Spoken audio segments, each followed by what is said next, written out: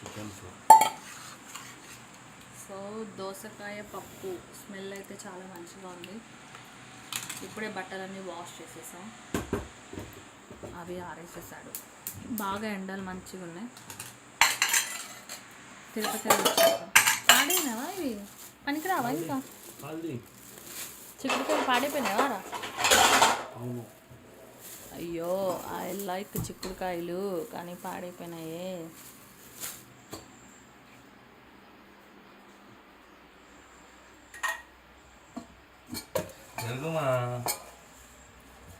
Chicken ఫ్రైయా?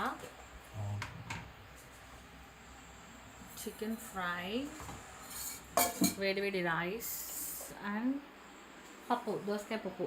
టెడ్డమ్మకి ఇష్టం కానీ తినదు. స్కూల్కి వెళ్ళింది అమ్ము. ఇప్పుడు స్కూల్స్ జల్దీ పెట్టేసినారు కదా, 7:45 to 12 తొందర పెట్టేసినారు. అయ్యో, చిక్కుడుకాయలు చూస్తుంటే ప్రాణం పోతుంది. ఇష్టమైన చిక్కుడుకాయలు ఇట్లా పడేసినారా? కొన్న పనికి వస్తాయేమో కదా. ఏరుకో కూర్చో.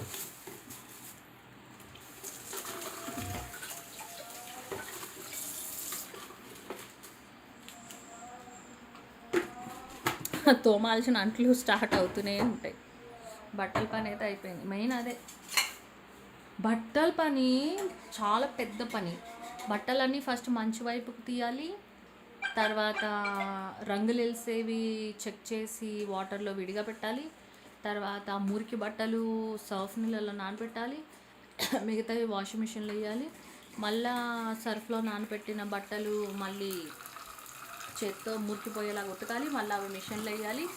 మిషన్ అంతా అయిపోయిన తర్వాత మిషన్లోంచి బట్టలు దులుపు తీయాలి, పైన తీసుకెళ్ళి ఆరేయాలి, ఎండలో క్లిప్పులు పెట్టాలి, మళ్ళీ ఆరేక తేవాలి, మళ్ళీ మడత పెట్టాలి, మళ్ళీ ఎక్కడ బట్టలు అక్కడ విడివిడిగా అండర్వేర్స్, బ్రాసు, ప్యాంటీసు, బనియన్స్, డ్రెస్సులు, చున్నీలు విడిగా పెట్టుకోవాలి, మళ్ళీ ఐరన్ బట్టలు ఐరన్కి ఇవ్వాలి, ఐరన్ తెచ్చుకోవాలి. ఇంత పెద్ద ప్రాసెస్. జంతువులు ఎంత ఫ్రీ కదా, ఈ పనులు ఏముండవు, ఫ్రీగా డ్రెస్ లేకుండా తిరుగుతాయి కదా.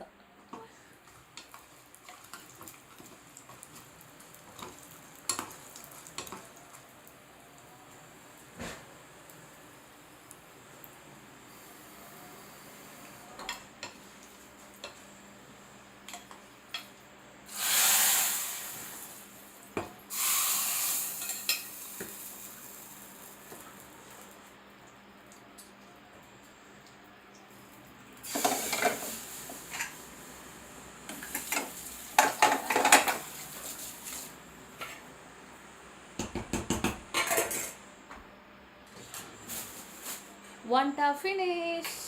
అచ్చా, లైట్ కూడా బంద్ చేసేసి ఏం చెప్పావా?